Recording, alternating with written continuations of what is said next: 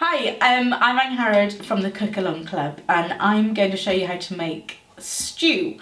Not just any stew, this is my mum's stew. This is Babs's stew, which is brilliant in a way, in that it's a slow cook. So slow cooker is amazing, and it's cheap cuts of meat, and it's just the veg you have.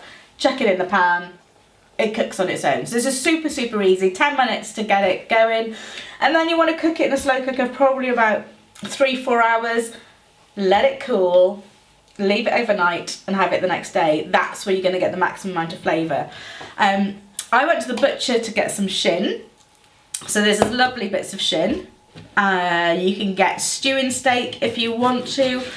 But this is quite good, and probably you get the right amount from the butcher if you've got one. If not, just some stewing steak or some long cook or beef cheek or something like that. You don't want expensive meat for this, but I quite like buying it in these chunks because then I can put big chunks in.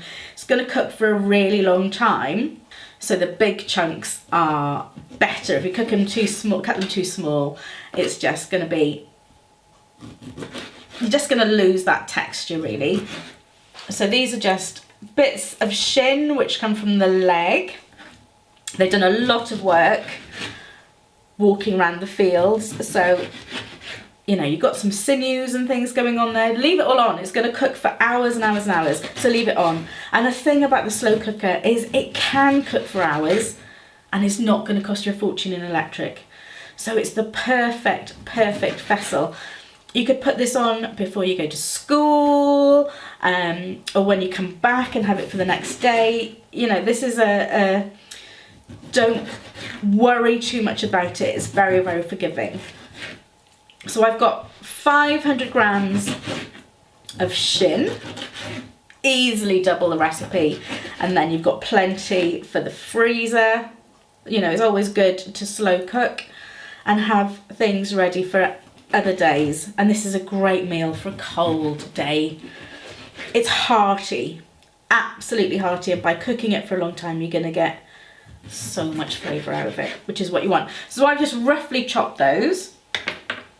I'm just going to pop some oil in. You don't have to cook this beforehand, but I think just a little bit of oil and just get the meat going is really useful. So I put the slow cooker on. It's nice and hot in there, so it's probably not going to sizzle too much, but it is cooking. You could do this in a frying pan if you wanted to, but I think why not use one vessel and get it cooking in that. I don't want to do the washing up. Right, so the meat's in. I'm going to put the lid back on because that keeps the slow cooker hot, and I'm just going to change my chopping board and do the veg. The meat's in. I'm just letting it brown a little bit while I'm doing the veg. So you can use lovely little shallots if you want to. They're just a bit faffy to cut, but you definitely want some onion in there. So I'm just going to do the onion. And because it's going to cook for such a long time, literally do not worry about chunkiness. Chunky, rough, chuck it in. So I'm going to peel this onion and literally through the arch, jobbed. If you cut it too finely, it's just going to all go to a bit of a mush. So we're going to put in onions, potatoes. I'm not doing any peeling. Parsnips, wonky carrots. We did look for the wonkiest carrots we could find yesterday. Think it's important. Do love a bit of a wonky carrot. And then we're going to top that with some water. My mum would have only used water, but I quite like a bit of stock in there just because I do quite like flavour. I'm just going to take the bottom off there and the top off there, and that's it.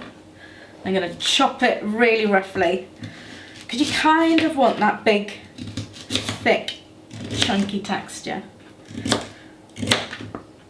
And I am really liking this knife. This is my new knife. This is a tomato knife, and I kind of like it. So those bits I quite like just leaving them round. The bigger bits I maybe chop into 4. Up to you. Don't overthink it. Don't over worry about it. It's gonna cook for a long time. Put the veg in you like, And that's why I say leave it chunky, because if there are bits you don't like, you can easily scoop around them. You could use lamb with this as well. Lamb would be really, really good.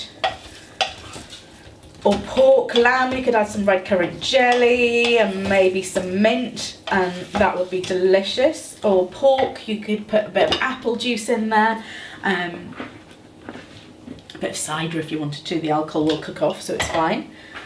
But that's all you're doing. Chucking it all into the pan. Wonky carrot. I do love this wonky carrot. They've all been washed, so don't worry about that. But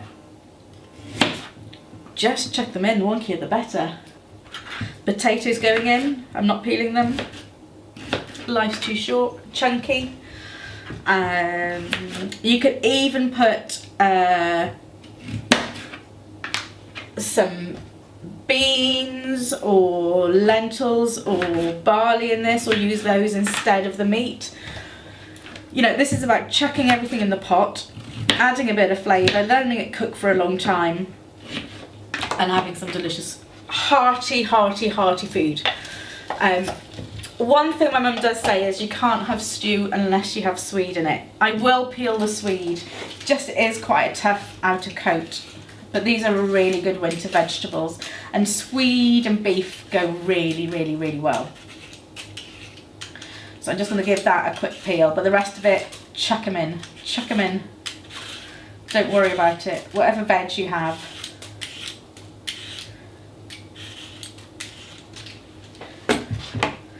So swede is quite a tough one to cut, so you might want to get some help with your reliable, responsible adult. But like I've done before, cut through your fingers, cut through the arch, and that keeps everything super safe. Chuck it in. If the pot's getting a bit too full, that's fine. It is going to cook down a lot. I just put another bit of swede in, and then we're going to top with water, add a stock cube, bit of salt and pepper, bit of Worcester sauce, and that's it, you're done. If you want to make it really super rich, you could use beer or ale, but that's up to your reliable, responsible adult. I think I quite like it just like this. Right, so we've got some veg left for another day. We're going to put some salt and pepper in, and some Worcester sauce. This is really good, you can buy it anywhere. Straight in, just gives it a bit of a lift. We're not going to season too much at this stage because there's got a lot of cooking to do. So, a few grams of salt, maybe a teaspoon, about the same of pepper, and then just, you can add seasoning as you go, you just don't want to over season it at the start. And like we say, this is going to cook for a long time, which is great. So if you're using the slow cooker, it's not going to be massively expensive. So you can use whatever stock cubes you like. You know, you can get organic, whatever you have in the cupboard, but a beef stock cube is good. You can add a veg stock cube if you want to. If you're using lamb, you could use a lamb stock cube, or chicken. Just add your stock cube, add some water. Just want enough water to kind of cover the veg.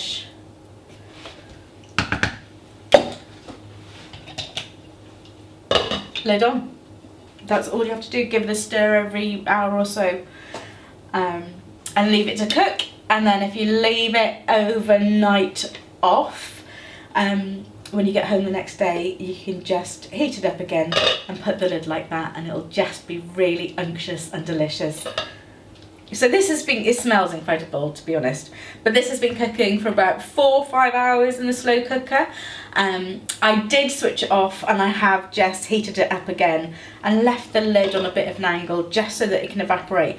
But look at it, it's so unctuous and delicious. The meat is melting, the veg is still in big chunks, but it's soft. It's just incredible. It's such an easy way to cook. And really hearty and filling, but you could swap it for sausages and beans.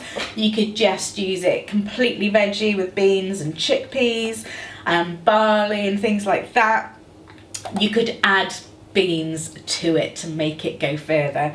And that's what's really important, is you can just make it as you want, but it's cooking it for a long time, which means slow cooker absolutely wins for this one. It's really, really good because you're only heating the pot itself, so it's really, really cheap. We did work out the other day that it costs 15 times as much to cook something like this in the oven as it does in slow cooker. So it's a win, a win-win. Okay, let's serve some up. So this is Babs's stew. She'll be delighted. In fact, she'll probably just go, that's not right. But carrots, swede, potatoes, and lovely chunks of shin, and a lovely whole onion too, which I love.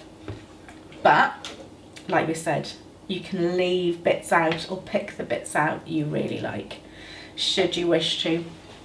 There you go. With some crusty bread. That's going to cheer you on a winter's day.